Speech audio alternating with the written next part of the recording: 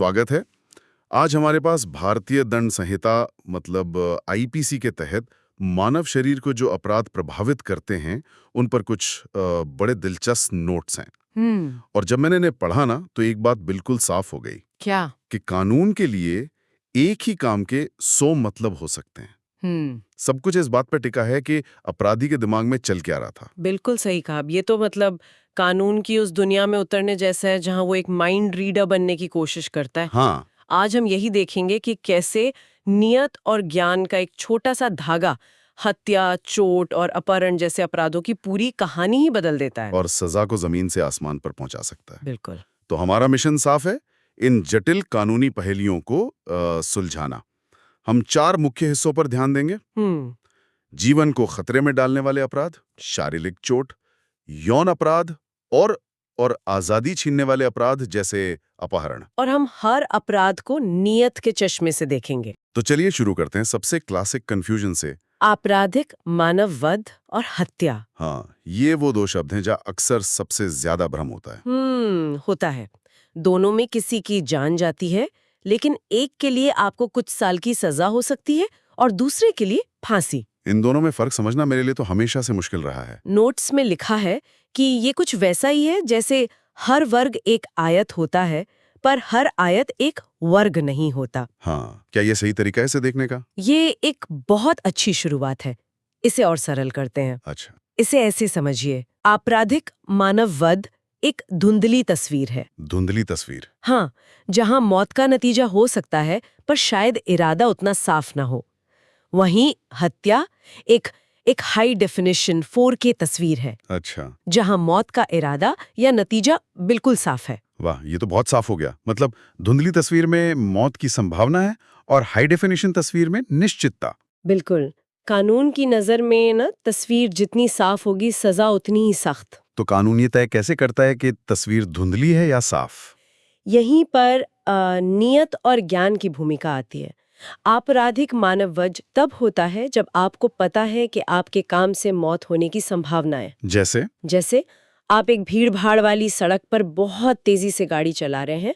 आपका इरादा किसी को मारने का नहीं है, पर आप जानते हैं कि ऐसा हो सकता है। ठीक है, समझ गया। और हत्या? हत्या में मामला ज्यादा गंभीर हो जाता है।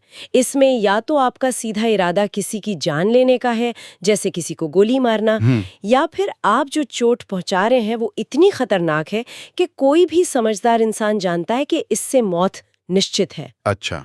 मान लीजिए किसी के सिर पर बार बार लोहे की रॉड से वार करना। यहाँ आप ये नहीं कह सकते कि मुझे नहीं पता था कि इससे मौत हो सकती है। सही बात है। यहाँ ज्ञान लगभग निश्चितता के बराबर है। तो इसका मतलब है कि सजा में भी जमीन आसमान का अंतर होगा। बहुत बड़ा अंतर।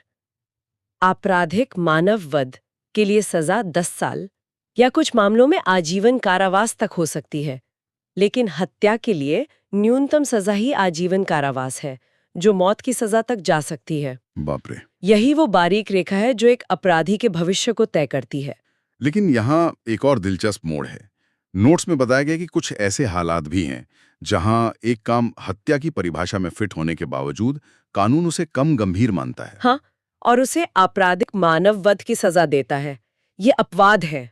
ये अपवाद क्या है? हाँ, ये बहुत महत्वपूर्ण है क्योंकि ये दिखाते हैं कि कानून इंसानी भावनाओं और हालात को भी समझता है।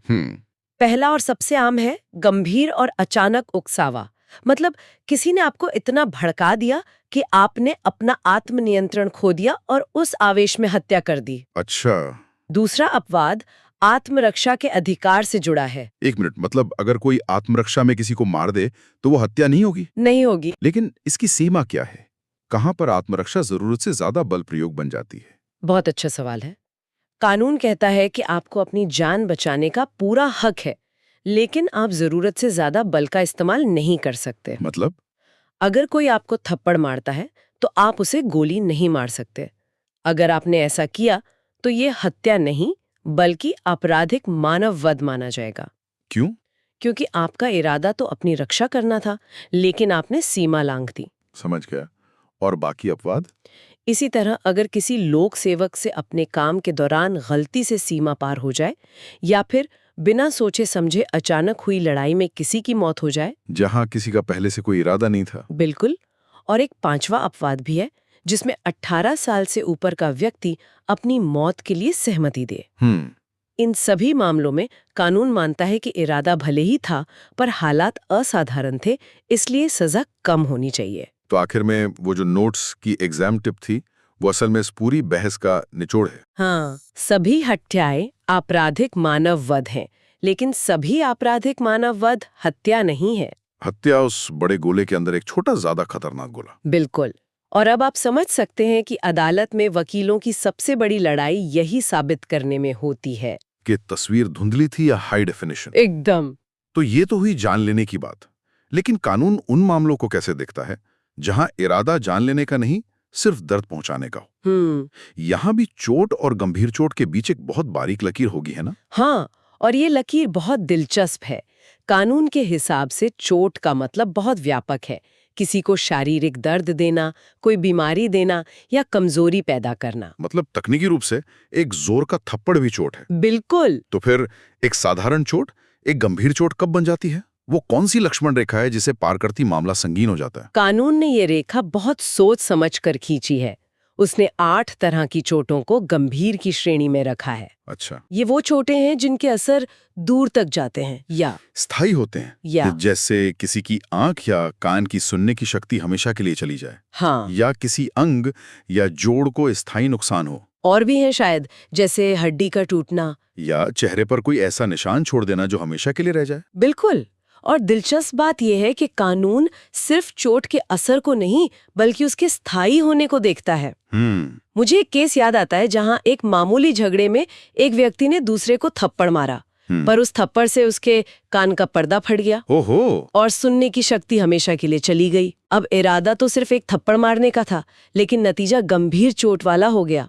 तो इसका मतलब ये हुआ कि यहाँ नतीजा इरादे पर भारी पड़ गया। हाँ, आप शायद किसी को मामूली चोट पहुंचाना चाहते हो, लेकिन अगर नतीजा गंभीर हो गया तो आप बड़ी मुसीबत में पड़ सकते हैं। एकदम सही। और सजा में ये साफ छलकता है। सोचिए, एक साधारण चोट पहुंचाने पर 1 साल तक की सजा हो सकती है। ठीक है। लेकिन अगर वही चोट गंभीर की श्रेणी में आ गई तो सजा सीधे 7 गुना बढ़कर 7 साल तक पहुंच जाती है। और अगर यही गंभीर चोट किसी चाकू या एसिड जैसे खतरनाक हथियार से दी गई हो तो सजा आजीवन कारावास तक भी हो सकती है। ये दिखाता है कि कानून के लिए 2 बातें मायने रखती हैं। चोट कितनी गहरी थी और उसे पहुंचाने का तरीका कितना खतरनाक था। बिल्कुल। हमने अब तक जान लेने की नीयत और चोट पहुंचाने की नीयत की बात की। अब एक ऐसे विषय पर आते हैं जहां केंद्रीय सवाल अपराधी की नीयत के साथ साथ पीड़ित की सहमति का भी है। हम बात कर रहे हैं यौन अपराधों की, खासकर बलात्कार की। ये एक बहुत ही संवेदनशील और महत्वपूर्ण क्षेत्र है। कानून के अनुसार बलात्कार तब होता है जब किसी महिला के साथ उसकी इच्छा के विरुद्ध या उसकी सहमति के बिना यौन संबंध बनाए जाएं। और यहाँ सहमति शब्द सबसे ज्यादा मायने रखता है। हाँ। नोट्स में इस पर बहुत जोर दिया गया है कि सहमति का मतलब क्या है। ये सिर्फ ना नहीं कहना नहीं है। बिल्कुल नहीं। सहमति एक सक्रिय, स्वतंत्र और स्पष्ट हाँ होनी चाहिए। कानून साफ कहता है कि चुप्पी या शारीरिक प्रतिरोध की कमी का मतलब सहमति नहीं है। सही बात है। कई बार डर या सदमे की वजह से पीड़ित विरोध नहीं कर पाता, लेकिन कानून इसे सहमति नहीं मानता। और सबसे अहम बात, क्या? सहमति किसी भी समय वापस ली जा सकती है। ये एक बहुत बड़ी बात है जिसे समाज में अक्सर नजरअंदाज कर दिया जाता है। लेकिन नोट्स में एक बहुत ही विवादित पहलू का भी जिक्र है, वैवाहिक बलात्कार अपवाद। हाँ, मैरिटल रेप एक्सेप्शन। ये बात हजम करना मुश्किल है कि कानून कहता है कि पति अगर अपनी 18 साल से ज्यादा उम्र की पत्नी के साथ जबरदस्ती करे तो वो बलात्कार नहीं है। यह आज के जमाने में कितना तर्कसंगत लगता है। ये कानूनी तौर पर सबसे ज्यादा बहस वाले मुद्दों में से एक है। कई देशों ने इसे खत्म कर दिया है, लेकिन भारत में ये अपवाद अभी भी मौजूद है। लेकिन इस पर अदालतों में बहस चल रही है। इसमें भी एक परत है। सुप्रीम कोर्ट ने ये साफ किया है कि अगर पत्नी की उम्र 18 साल से कम है तो पति द्वारा किया गया यौन संबंध बलात्कार ही माना जाएगा, चाहे वो उसकी पत्नी ही क्यों ना हो। अच्छा, और अगर पीड़िता नाबालिग है तब तो मामला और भी गंभीर हो जाता होगा। हाँ, तब पॉक्सो एक्ट यानी POSCO एक्ट लागू होता है। वो तो बच्चों के लिए बनाएगा खास कानून है। जी, और पॉक्सो के सामने IPC के नियम नहीं चलते। पॉक्सो के तहत बच्चे की सहमति का कोई कानूनी महत्व ही नहीं है। मतलब? कानून ये मानता है कि एक बच्चा सहमति देने या न देने का फैसला करने में सक्षम नहीं होता। और सजा भी बहुत कठोर है। बहुत ज्यादा। बलात्कार के अपराध में न्यूनतम सजा 10 साल है, जो आजीवन कारावास तक जा सकती है। और कुछ क्रूर मामलों में, जैसे अगर हमले के बाद पीड़िता की मृत्यु हो जाए या वो कोमा में चली जाए, तो सजा मौत तक हो सकती है। शरीर को चोट पहुंचाने और सहमति के उल्लंघन के अलावा किसी की आजादी छीनना भी एक गंभीर अपराध है। हाँ, और यहीं पर अपहरण यानी किडनैपिंग और व्यपहरण यानी एब्डक्शन जैसे शब्द आते हैं। आम बोलचाल में तो लोग इन्हें एक ही समझ लेते हैं। हाँ, अक्सर। पर मुझे यकीन है कि कानून, जो नियत और बारीकियों को लेकर इतना सजग है, इन्हें बहुत अलग तरह से देखता होगा। आपका अंदाजा बिल्कुल सही है। दोनों में बहुत बड़ा फर्क है। अपहरण का सीधा संबंध कानूनी अभिभावकता यानी लॉफुल गार्डियनशिप से है। कानूनी अभिभावकता? हाँ, मतलब किसी नाबालिग को उसके कानूनी अभिभावक यानी माता-पिता या गार्डियन की सहमति के बिना ले जाना। और यहाँ नाबालिग की उम्र क्या मानी गई है? लड़के के मामले में 16 साल से कम और लड़की के मामले में 18 साल से कम। अच्छा। और सबसे चौंकाने वाली बात यह है कि इसमें नाबालिग की अपनी मर्जी या सहमति का कोई कानूनी मतलब नहीं है। रुकिए, ये बात हजम करना थोड़ा मुश्किल है। मतलब अगर एक 17 साल की लड़की अपनी पूरी मर्जी और खुशी से किसी के साथ घर छोड़कर चली जाती है, हाँ, लेकिन उसके माता-पिता की सहमति नहीं है, तो भी कानून उसे अपहरण ही मानेगा। ये तो आज के जमाने में थोड़ा अजीब नहीं लगता? ये अजीब लग सकता है, लेकिन इसके पीछे कानून का तर्क है, नाबालिगों की सुरक्षा। अच्छा। कानून ये मानकर चलता है कि एक नाबालिग अपने भले बुरे का फैसला पूरी तरह से नहीं कर सकता और उसे बहलाया फुसलाया जा सकता है। इसलिए अभिभावक की सहमति को सबसे ऊपर रखा गया है। ठीक है, ये अपहरण हुआ। तो फिर व्यपहरण यानी एब्डक्शन क्या है? व्यपहरण का मतलब है किसी भी व्यक्ति को, चाहे वो नाबालिग हो या वयस्क, बलपूर्वक या धोखे से एक जगह से दूसरी जगह ले जाना। अच्छा, जैसे फिल्मों में दिखाते हैं। हाँ, बिल्कुल।